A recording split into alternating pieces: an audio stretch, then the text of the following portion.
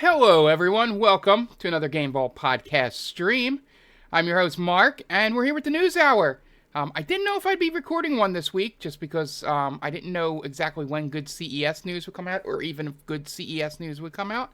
And we're already doing Game of the Year stuff. I'm finishing up the editing on my video and the video for our podcast that we did on Friday. But a lot of things happened and I'm here. Some fun, some not so fun. But yeah, it's going to be a great new segment this time around. Just a heads up for those of you watching live and for those for the video version. Audio people probably wouldn't notice a difference by the time it happens. I had to throw my clothes back in the dryer again. So they will be going off in about 23 minutes. So at that point, I'm going to hit the BRB screen. Hopefully it's just the first segment and I can make a clean cut. But yeah, you're going to see a weird, you're going to get the BRB screen if you're here live. If you're watching the video, you'll see like a dissolve or something between the two segments, just so it's not a jump cut. Yeah, but the audio people shouldn't notice any difference. But I just wanted, just in case if there was, I wanted to make sure I mentioned it for everyone involved. All right, so what I've been playing over the last week. Not a whole lot. I played some Infinite Wealth. I got a little bit further in that. Story's picking up a little bit, but a lot of the things that you'll hear in my Game of the Year discussion are still prevalent there and haven't improved yet. So I'm pretty solid with where I put that on the list. It's got its moments, but I Yakuza 7 or Like a Dragon, the original one, was such a different type of game that I think the sequel tried to do too much to be a little bit different. And I think it hurt it more than helped it. But, some of the side stories are still good. I'm focusing main story right now, so we should be able to get through that at some point.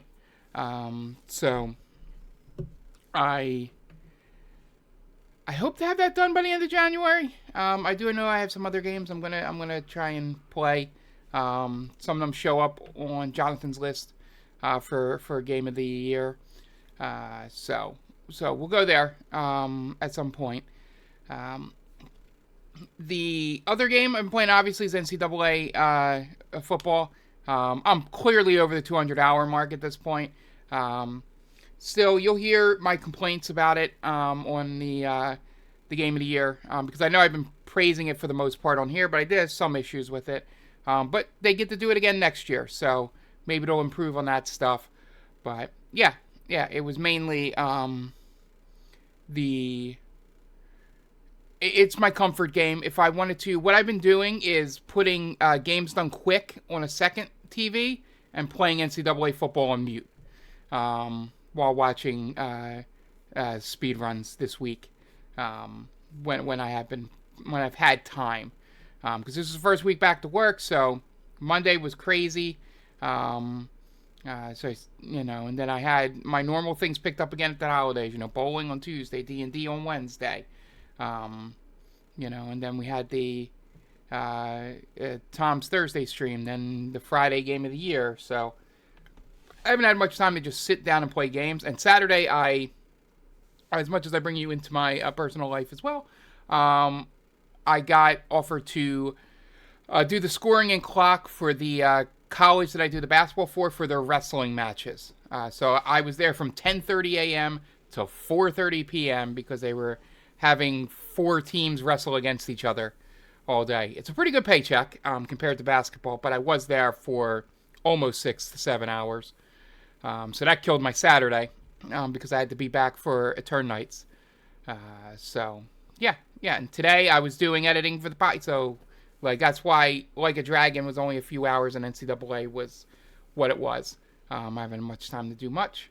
I did play Balatro on my phone and work when I've had some breaks, but that's just going through another run with another deck.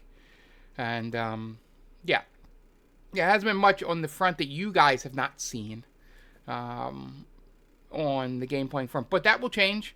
I should get back into a better rhythm next week.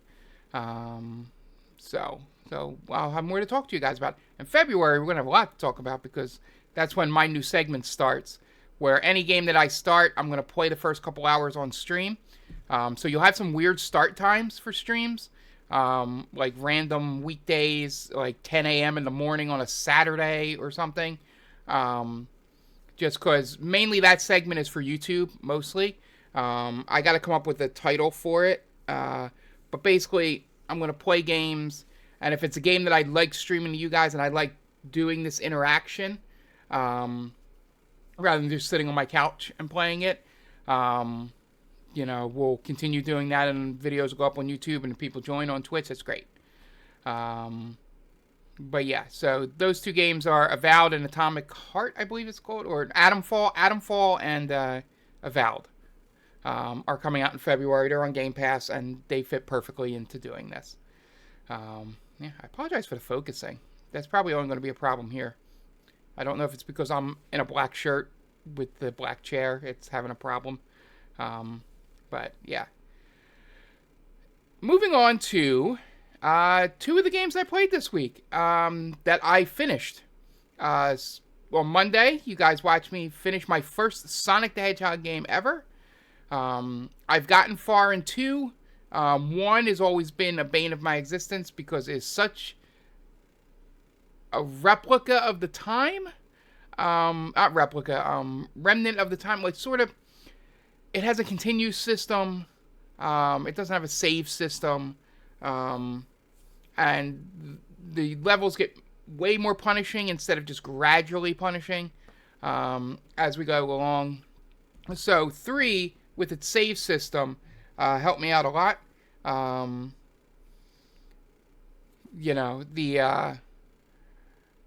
got to the final level. I probably could have beat it like a week or 2 ago. But I figured out, how to beat that final boss. I wish I knew his name. It'll probably be down at the bottom of the screen, and I'll bring it up when we go to the news segment. But we had a new person pop in. If they did, no, someone else might have between them. But anyway, we had somebody pop in for that who loved Sonic 3 and loved Sonic games, and kind of gave me some advice on, little stupid things in Sonic 3 that help you from not dying that you wouldn't think of unless if you've played that game a lot. And it helped me get through some of the levels without dying. And then I got to the final boss, and it was a no-hit run on the final boss of the game. So, thanks to that person for telling me. And then I got to practice the button combination I needed to hit all throughout the level, and I was able to clear it. And the funniest part was I had literally 2 weeks ago asked Tom. I was like, "Hey Tom, this feels like a final boss. Is this the final boss? You don't have to tell me yes or no. Just answer, are there more chapters?"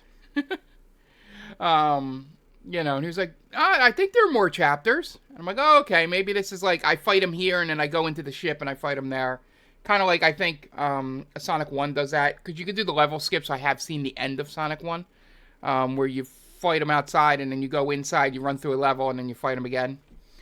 But no, I beat it, and it was GG's, and I got to beat my first Sonic game. So that was interesting and fun, and can check another thing off the list, another platformer off of my list that I've beaten in it's 2025, but that I have beaten in the last year since we started the endurance run thing. So that was fun. And then Saturday, we finished off Eternights. Yeah. So, okay. That makes sense. I wasn't criticized. It was just very funny. And, even if you did it on purpose, I was not mad. But it was just funny when I beat the guy and then that new person was like, "Oh, GG's." And I'm like, "Oh, really? Okay, yay!" So, yeah. So with Turn Knights, that game, the only frustrating thing I had at the end, I like the ending. I really like what I played yesterday. The combat was great. It helped me. I got finally learned how to use all the combat things, all the hold R1s and the triangle, circle, square, and use them effectively. That final boss thing before the final boss really makes you use those things and figure out how to use them effectively. We had sort of like this thing that was like a sonic boom type deal. I forget what the name of it is. And when you had all those like tentacles and things coming out of the ground, you just stand across the map and throw that across. And while you're sort of dodging, you throw that, and you can hit those things on the far end of the screen while not having to interact with them whipping at you. And then I was using the pushback thing, whirlwind. The sword thing was the only one I didn't really do. Because by the time I remembered to do it, there was all the people with shields, and it didn't really affect them. And then I only got frustrated at the very end. The last enemy on there is an enemy you literally cannot beat. You have to eliminate the tentacles. Because they have a shield, and it's a fire shield, and you need ice. And since I chose Sia as my love or whatever, and it takes him away as part of the story, I didn't have ice to counteract that. I guess the only way you avoid that is if you say Chani is your best person, and then you don't lose any of your abilities. But I was playing the game as Vaulty, and Vaulty would have told the person, you can see it. If you one of the final people, I didn't have to beat them. Once I knocked out the tentacles, it went to the next scene. But yeah, one of the last enemies on there was fire, and I didn't have ice to break the shield. Now, what I could have used, I learned later, and I was getting to this, Jonathan, the all-out shield, the L1R1 would have worked as well. But by the time I realized that, I had already taken out the, I had already advanced the scene. But yeah, it was, that's why they give you the all-out thing. But really, I just love that they let you, that all you have to do is take out the tentacles. I probably would have figured it out if it would let me have to keep fighting that person. I'm like, oh yeah, that special thing they give you. I thought the special thing they gave you was only meant to be for the final boss. But thinking back on it after the game, I don't know if I mentioned it on stream when I was talking about it, or when I was, on stream. I realized the reason they give you that all-out attack thing after doing the elemental thing is for if you don't have the relevant element to match up with the person you're fighting. I just got lucky that all the bosses all the way up to that final one weren't fire. All the ones that had shields, they were all the other elements. So I got real lucky. Final boss fight was fun, but just like most of them, once I figured out the gimmick, it was pretty easy. And I just had to dodge well, and we finished it off. And they pulled up the QR code, which I scanned and played the video of Sia on my phone telling me about the game she made for us. So that was a pretty fun way to put that secret ending in there. But it was good. It was real good. For the length of that game it was pretty good for what it was. I mean, I shouldn't say it that way. That sounds condescending.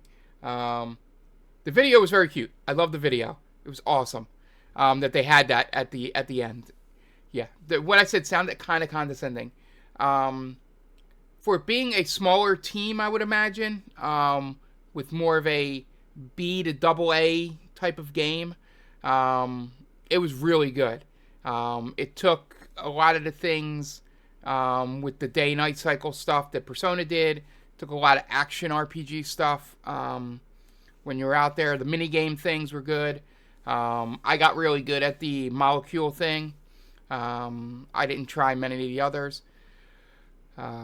Yeah, it was fun, and I'm glad I played it. It definitely met the expectations I had, and even exceeded them in parts. I didn't think the combat was going to be as good as it was, but it was top notch. If this game came out in 2024, it would have definitely been on my top 10 list, for sure. It might have even been high on the list, but yeah. So we finished that off, and now we're going to take a break. Because I'm not going to be available this Saturday, because I believe that's a very special day for two friends of the podcast. We're getting together to celebrate them. And then the week after, I have another surprise party for birthday. And so we probably won't get back to anything live until February 1st, I believe. And that might be, I'm trying to figure out when to do it. As I announced on Saturday, we're doing an interview with Kitty Ashcat as part of what the kids are playing, and maybe her review of the last year of games that she's been playing, and she actually asked to be on it. Which I had brought it up randomly like 6 months ago. Like, hey, we should do that again. That was pretty fun. And then she just randomly mentioned it to me yesterday. She's like, hey, are we ever going to record that what the kids are playing thing? So I was like, yes. She enjoys it. So we're going to go ahead and do that. But after that, probably on something like the 15th of February, I would imagine. Because I think I have something on the 8th as well. Not sure. But we're going to be starting our new Saturday game, which is Legends Trails in the Sky, second chapter. The only way it wouldn't be that game is if Avowed comes out before then and gets great reviews. Then we might just play Avowed to be playing a new game on the stream, which we rarely ever do. I think Persona 3 was the first one we've done in a while. So yeah, that's what we're doing there. And some other housekeeping, as I have a few more minutes here to sort of vamp. So the next game for Retro Roulette Endurance Run, we picked Adventure Island. Well, the wheel picked it, and then Tom said, hey, I know Adventure Island has a shitty continue system. Do you want to do it? And I was like, thought about it for a while, and I was like, yeah, sure. Yeah, yes, I'm going to do it for two reasons. Oh, I'm real shiny. For two reasons mostly. Let me turn. There we go. Okay. I was a little shiny. For two reasons. One, I'm going to use save states in it 100% for sure. I don't know. There's no way I can beat that. I've been playing that game for 20, 30 years and continued to play it as an adult and just can never just win it the right way. I'm not any good at it. I'm not that good at it. So we will be using save states. I will save after every level I beat. And then we'll eventually beat the game. And two, the other reason we chose it is for what I just mentioned. It's a game that I've been playing for almost 30 years or more, and have not been past the third level. I think it's a cave level. I would like to see the rest of the game. I have seen the rest of the game through speedruns, and the game is bonkers, and I can't wait to show you guys all of that. So we'll be playing Adventure Island for the NES, or Hudson's Adventure Island, as it is known. And we will, Jesus, I have to be just angled wrong here. Yeah, for those of you in the audio, my glasses looked a little weird, and I was fixing them. But yeah, the Adventure Island will take over next. That'll be on Monday. I'll be playing that. On Thursday, we're going to be starting the end of Chrono Trigger. we're at the point where you can fight Lavos and end the game if you want. But Tom has decided, and I agree with him, and this is what I would have done when I played the game, is to go do the side missions. End game. Yeah, we're going to go do side missions, get as many of the ultimate weapons as we can. If it starts getting boring, then we'll just go fight Lavos. But I think the first couple ones we're going to do for sure. I think we're going to figure out which ones are specific to which party member and have Tom decide who he wants as his party member, final party. And we'll go get those first and then decide if we want to do the rest. So that'll be starting on Thursday. We probably got 2 to 3 weeks left at this point, depending on how long Lavos takes. I think we can do 2 weeks of just side quest, at least. And then the third week would be if we beat Lavos in one session. And for those of you out there, yes, we're going to be for the Lavos fight. I'm going to have Tom fight him a couple times before I give him any advice.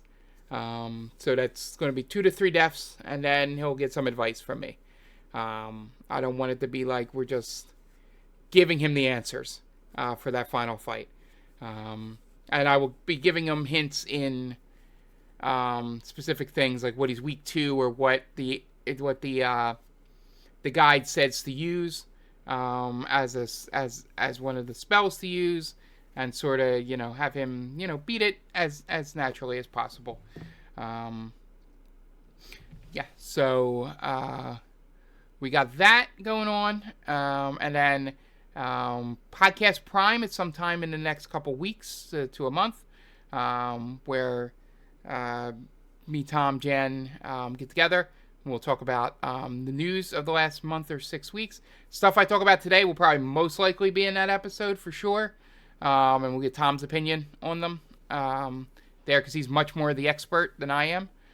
But yeah, so that is it. And like I said, according, it says I have a minute and a half here, so I'm just going to go to the BRB screen. For those of you watching on Twitch, YouTube will see a weird transition. Audio people, you'll see a little silence, and then I'll pop back on. Just like if we had an ad or something. So, we will be right back. And we're back. All right, let's get into the news. First off, NVIDIA announced their 5000 series cards, including the 5090, 5080, 5070. The prices will be 5090. The RTX 5090 will come out on the 30th of January for a cool $2,000, $1,999. But you can get the RTX 5080 for $1,000 and the RTX 5070 Ti for $749, and the RTX 5070 for $549. A lot of this stuff is very technical that I am not, as noticeable or as knowledgeable about it as Tom is. It might not be. There might be something Podcast Prime might need to dive into deeper.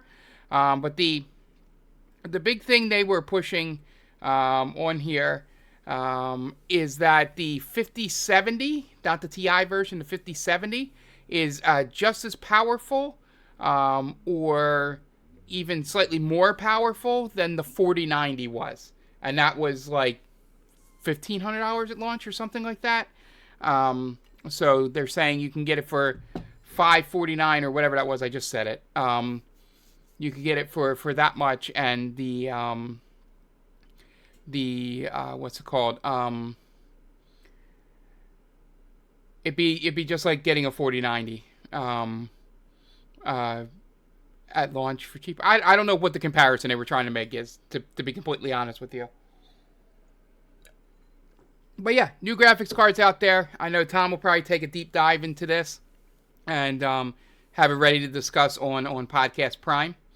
But yeah, so if you were looking to go to the 4000 series, and if you're definitely below the 3000 series, I would wait for the 5000. But if you're in the like I was in the 3600 series, and I ended up getting the AMD 6800, which is just a like upgrade, but not like this will be over my 3060. Mainly because I realized that I don't play a lot of high intense games on my PC. Like I wouldn't play Indiana Jones on my PC. I think the most intensive game I'm gonna play on here is maybe Civ 7. I don't know. Maybe The Witcher 4. But I'm not entirely sure if there's a game that I would be needing to go top of the market. That I will need to keep an eye on Kitty Ashcat's computer. I may need to get her a Ryzen 7 at some point. But that might involve a new motherboard and all that stuff. Rebirth. For you, Tom. That might be a discussion with Tom as well. Let him know, what the specs are and all that. I don't have that off the top of my head, so I can't do it now in chat. We'll do it outside, Tom. But yeah, I might need to upgrade her CPU at some point. Everything she's playing is great. She had a little issues with Rivals, but I think we fixed them. But she may be adding some more RAM or something. I just need to get her a little bit more frame rate stuff, because she's going to care about the frame rate. She likes those first-person shooters and those hero shooters. So I got to stay on top of my shit with her. So I got something that'll get me through a while here, as long as the processing for videos and stuff like that. I have 32 gigs of RAM in here, and I have the Ryzen 7. I might need to go up to 9 or something at some point. But she's the one that I have to pay attention to this news and ask Tom and Jonathan, advice on stuff, just to keep hers up to date as possible for as little cost to me as possible. Yes, her parents should probably be paying for these things, but I am Uncle Mark, computer genie, I guess. I don't know. She has a much better computer than I had at her age. I'm not even saying, obviously computers today are better than they were 27 years ago, 27 years ago. For sure. That's not what I'm saying. In comparison to the best they could be, her current computer is better than I ever had up until I met Tom. I was buying pre-builts, and we had a laugh about my power supply that was in my pre-built first time I took it over to him. So I even had like an all-in-one thing that was just a screen with no tower at one point. So yeah, I'm keeping up to date with her and keeping up to date with this stuff so that I can be good. But watch out. This is definitely going to be a topic on Podcast Prime, because I'm sure Jen would want to know about this stuff as well. And Tom's much more the expert than I am on this. All right, next up, speaking of, AMD put out the Ryzen 9. Again, all this stuff will probably be going deeper dive on Podcast Prime. But they put out the Ryzen 9 9950 X3D. And it's what it says here is it's a 16-core, 32-thread monster of a processor with 144 megabyte of cache, which should make it a great gaming chip. That all sounds great to me. So the specs here, I guess these are two different. It's the 9900 to 9950. The difference is here. 4 more cores, 8 more threads, 4 more megabytes on the cache. You're getting about 2 more gigahertz, and the TDP, which I guess is the power, is 50 more watts. So yeah, Tom can definitely elaborate on this stuff. here. But yeah, so it looks like on top of getting a 5090 chip, you can get a 9950 CPU to go with it, and just have one hell of a gaming PC going here. So speaking of CES, here's everything that was announced. As we mentioned, the 5000 series. Oh, I didn't mention that it comes with DLSS 4 and GDDR7. They claim it's big performance, as it says, but we'll see when they come out.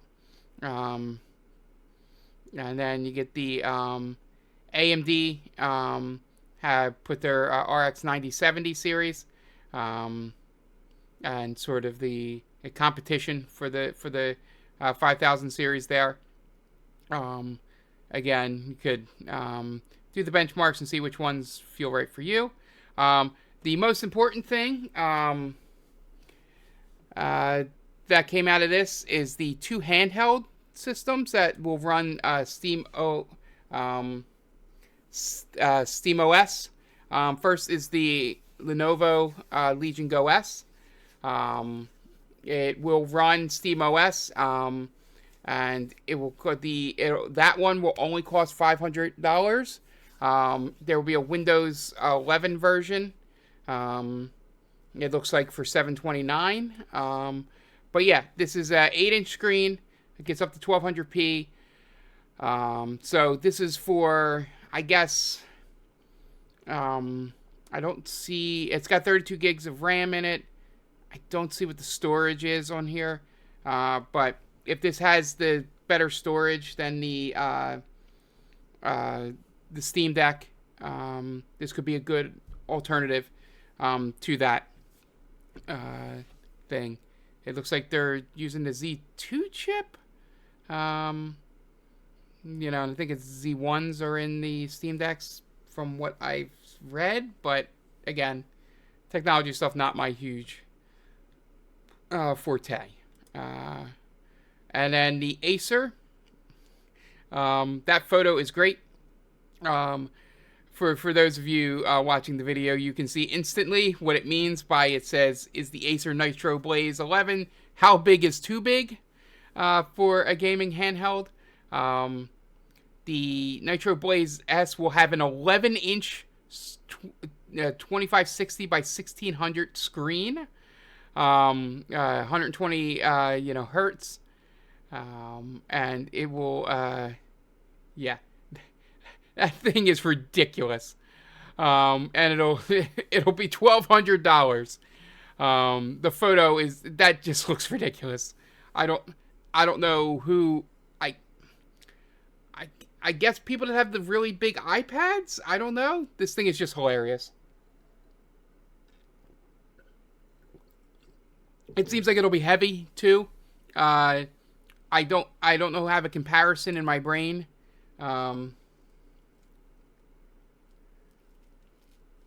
Yeah, as Night Duck puts in the chat, the most hilarious thing about this. Again, I gotta fix the chat above me. White letters on a white background.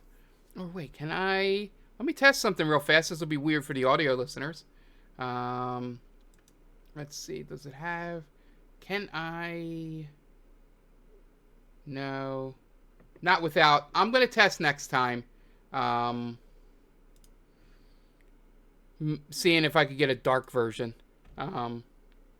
Here, but I don't want to jump into my settings on stream here. So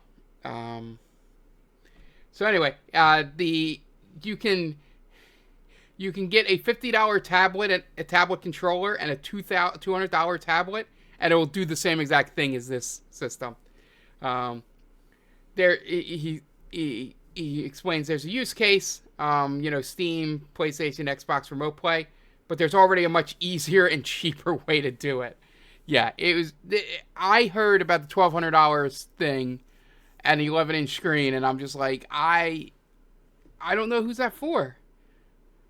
Don't know at all. It's idiots that want to spend money. So then you start getting into some of the weirder stuff. Razer has a gaming chair that warms and cools you, I guess. there. Be interesting to see this. I don't think I would need either. Maybe cooling, maybe, for the way my apartment's set up. I don't have an air conditioner in this actual room, so I have fans constantly on me, and if a chair could cool me down to where it wouldn't interfere with the mic, maybe that is a thing. Announcing some more monitors, OLEDs, OLEDs. Jesus, I can't speak. 240 refresh rate, 27-inch from Asus, the ROG Swift. It has DisplayPort and USB, USB C power. So, yeah, if you want to upgrade your monitor, it has a really weird base. That's so strange to me. There, but I'm a slight aesthetics guy. And the rest of this seems like TV stuff, and we'll be getting to that immersive thing later, and the movies thing. And the funniest thing that happened, my next story fully matches up to this. Yeah, I agree. I'm already sweaty in my chair. I don't need a chair that maybe one that cools me, but I don't think it would work. So the final thing here, as you can see, Genki, known third-party Switch distributor of accessories, possibly leaked the Switch 2, but not really, as I'll get to the next story. But they brought a bunch of things in a mocked-up Switch that really felt like they had accidentally announced the Switch 2. So, getting ahead of that whole story, Nintendo commented that through the Japanese arm of CNET, says that the gaming hardware that Genki presented as Nintendo hardware at CES is unofficial and was not provided to the company by us. So not a denial that that's what it mostly looks like. Just that it wasn't officially the thing given to them. So you see some of the images here of the mock-up. And then Genki backed down after the statement, saying that it was unofficial and all that. But yeah, you can go on read the story. If you're into the leaks on the system. Yeah, exactly. That is 100% bullshit. That is what the Switch 2 looks like. Genki just got done early. The reason I know it's probably yeah, exactly. Is the way they backtrack so quickly. Makes me think that it was the actual what they were given or what they were told, so they could start making the stuff. But yeah, Nintendo shut it down. The great thing about the Switch 2, which is a good discussion to have, is that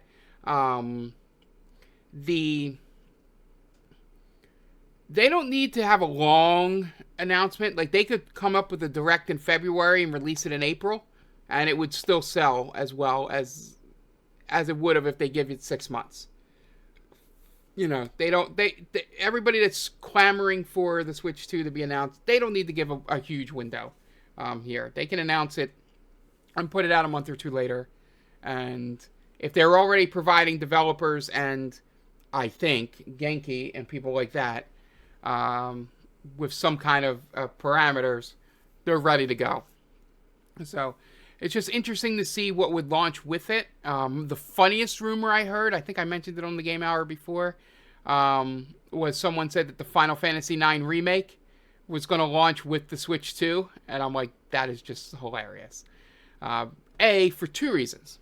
One, why, if they were doing a full remake of 9, why would they release it on Switch and not PlayStation or Xbox? Two, it will disappoint the hell out of fans because what they may mean by Final Fantasy IX Remake is they do an HD2D version of it, like the Pixel remake, like sort of like that kind of remake. Yeah, it would sell on the Switch, sure, but I don't think it's like people are anticipating it being a huge remake if it was exclusive on Switch, unless the Switch could handle a game that big. Switch 2, not sure, good, maybe, who knows? But I think it'll be something more lower level of a remake if it was. They're making it exclusive on that system there. But it'd be interesting. That'd be fun. That's the only leak. I think there's 2 of them from that NVIDIA thing or whatever that hasn't come out yet or haven't been announced. So it'd be interesting if that actually holds true. Yeah. But I would imagine that it would have Metroid Prime 4 is probably the main thing if they announce it releasing in the next couple months. All right. Next up, this is for Tom. Nomura drops a cryptic Kingdom Hearts 4 tease on Birth by Sleep's 15th anniversary. He shared a message where he discussed the Crossroads scenes at its climax. I'm trying to say, is this... I'm just going to read the quotes in here. Nomura explained, Crossroads act as an important point of divergence. To trace it back, the motif was inspired by the well-known Crossroads myth from American folklore. The story goes like this. A young man makes a deal with the devil at a crossroads, trading his soul for the ability to play guitar. The first time a crossroads appears in the Kingdom Hearts in Chain of Memories, which is about losing something to gain something. And in fact, all subsequent appearances of Crossroads have had the same significance. The greatest example is Birth by Sleep, a story where all 3 protagonists pay a heavy price to obtain something. But wait, when the Lost Masters gather at the Crossroads in Kingdom Hearts 3, what is gained and what is lost? That's a story for another time. And yeah, so of course Nomura being Nomura, it says drops that reveal.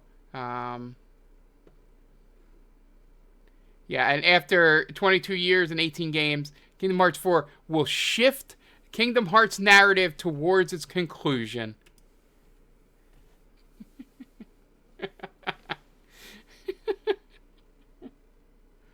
Kingdom Hearts is light. I just love that phrasing. Shift the Kingdom Hearts narrative towards its conclusion. Not that 4 is the conclusion. We're finally going to shift towards the conclusion. Oh my god.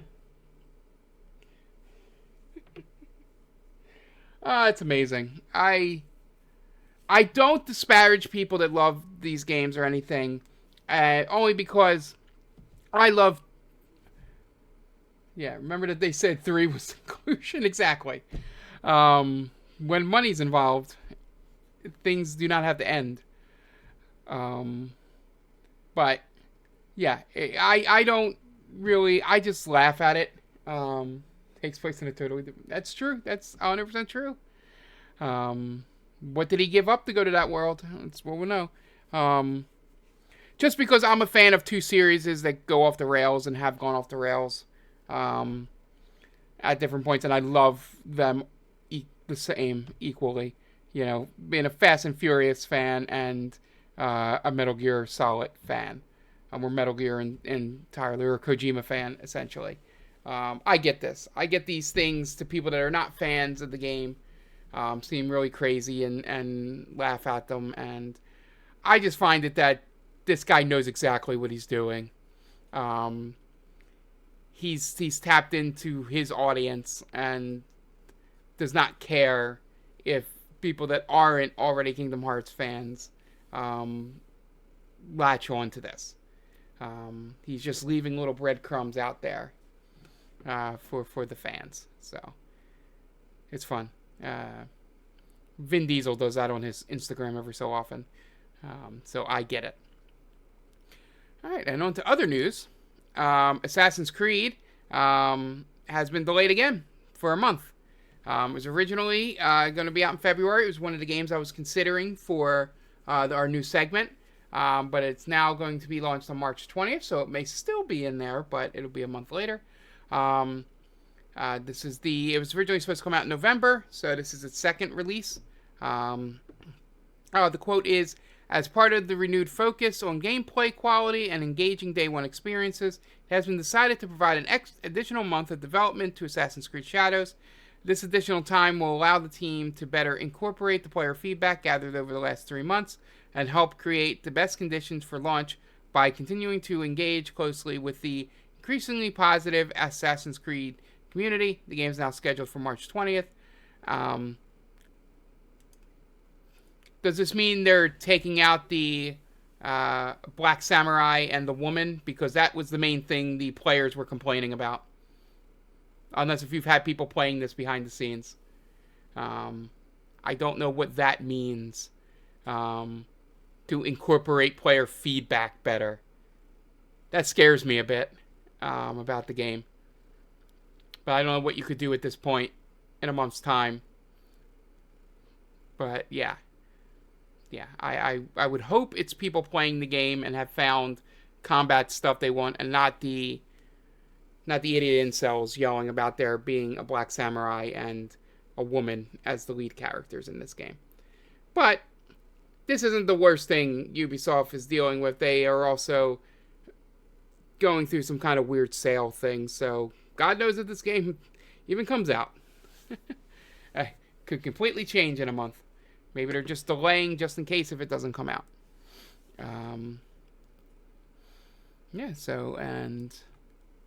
next up,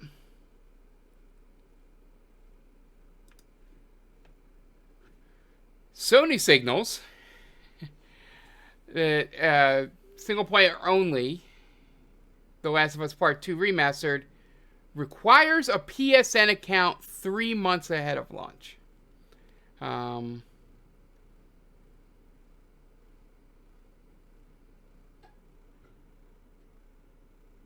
Oh, I didn't hear that stuff. So I'll bring up, since you can't see it behind me. Jonathan says the Japanese player is calling out that the architecture was very wrong, like to an offensive degree. Now that's a legitimate thing to delay the game for. He remembers hearing there was a, I guess that'd be a Toriji? Or Toriji? Gate leading to a village, but those are exclusively the entrances to Shinto shrines. So, like, if you don't get that right, you obviously don't give a shit about the history or culture of Japan. I got it. That would make more sense. Tori. Yeah, Tori. I always get confused because Erika, I believe Ishii, has the 2 I's at the end of her name. So it's Tori. Yeah, that's... It feels like I shouldn't say it that way, but I guess they would be pronounced the same. Yeah, so that would be very like Tori. Oh. Okay. Maybe I was wrong. But anyway, thank you. Thank you. That's why I love having you here. It finally got me to say Balastro correctly. Or Balatro. I said Balastro. I put the S in it there because I was nervous. Balatro. Which I found out means Joker or Jester. Cool name. So... it's amazing that they're requiring PSN for single player games. I get why they're doing it.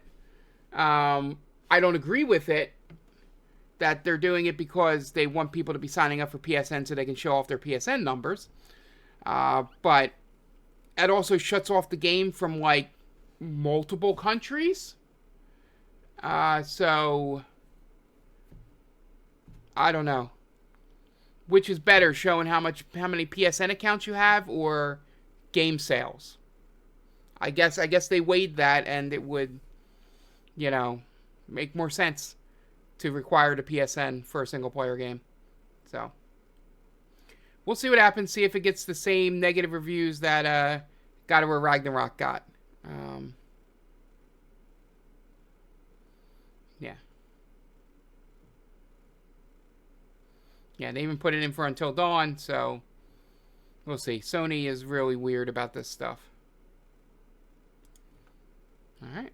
Next up, Sony debuts tech. We mentioned this was in the CSS thing, where players can see, shoot, and smell baddies from games like The Last of Us. So they keep trying to do that smell thing, which I don't...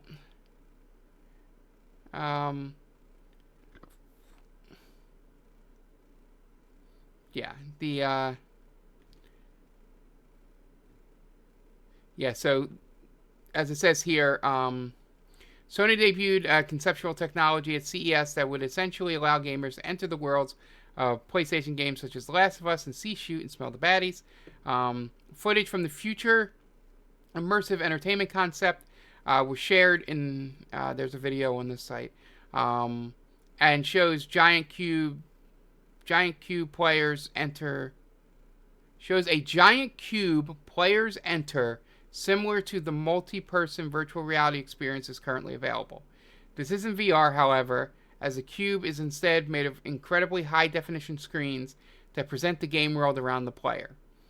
Looking to boost the immersion further, players are also delivered engaging audio and even scent and atmospherics, I guess, with interactive PlayStation game content. The players in the video also had imitation weapons and would shoot the screens as clickers appeared, and presumably getting a whiff of rotten fungus as other offenses as they did. So I guess this is...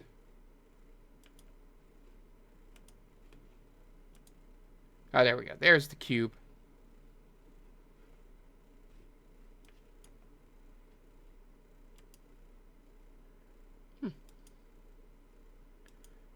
I guess, I don't know if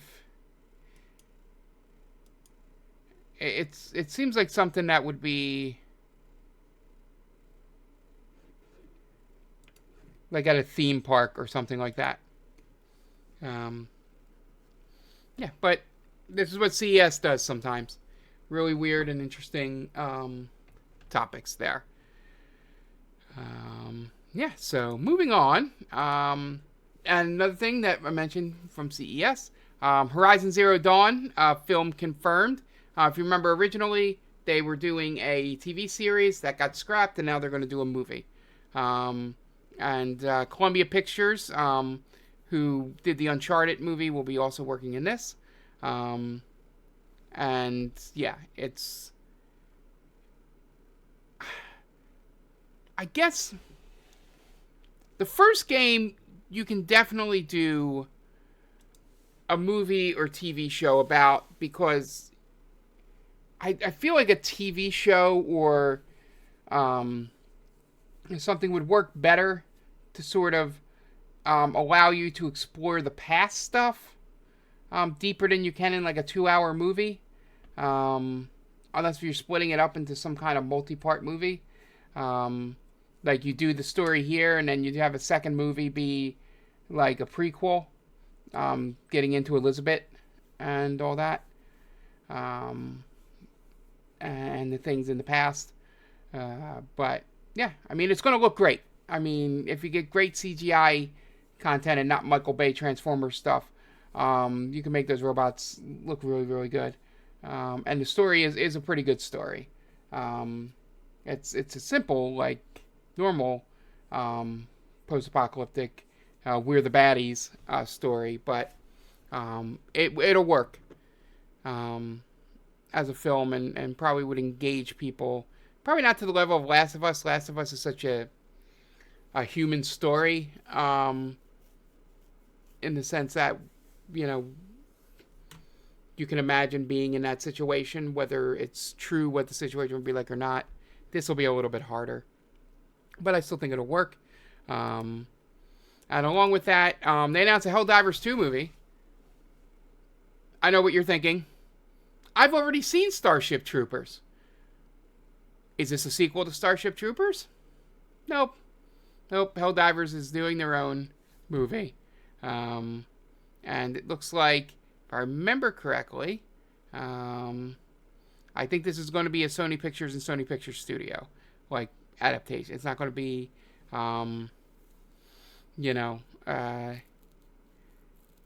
it's not going to be like Columbia Pictures or anything.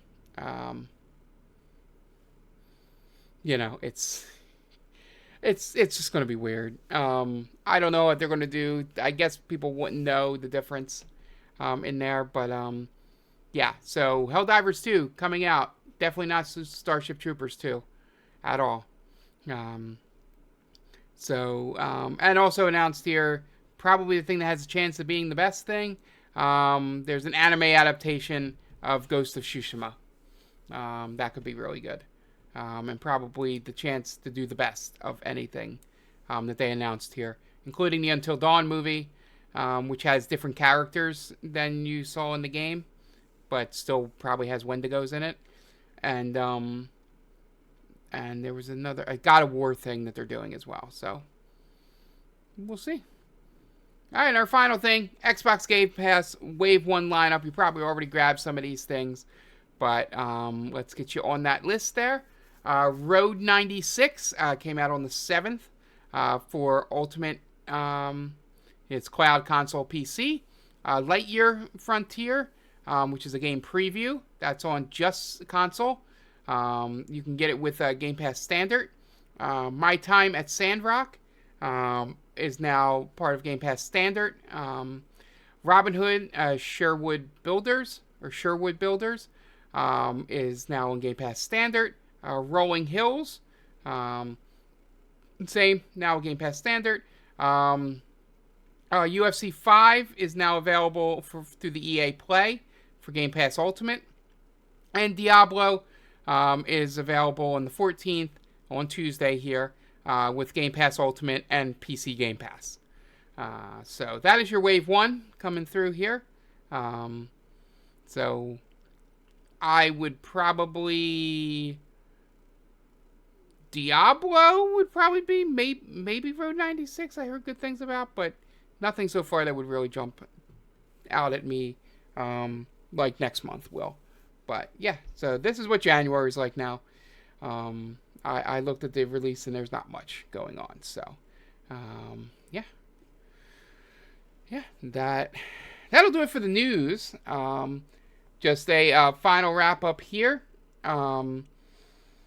Yeah, we're going to be bringing you 3 videos this week. You're going to get this. It's going to be on Monday in its normal slot, along with the podcast. Then you'll have the game of the year, which will also be a podcast on Tuesday. And then Wednesday, I will have my game of the year podcast up. Worst case, that gets pushed to Thursday. Like I said, I'm putting the finishing touches on it now. But if something comes up to where I'm not able to, put the final touches on it on Monday or Tuesday, I'll just push it to Thursday. But because we have plenty of things coming out from our backlog on YouTube, so we'll have stuff coming out. So if it needs to be pushed back a day, it can. Because I do have Wednesday to work on it if Monday or Tuesday gets backed up. So that I'm not staying up till 1, 2 in the morning to do it. But yeah, script's written. Just need to record it. Most of the video's cut. I just need to put it all together, line it up, put in the transitions.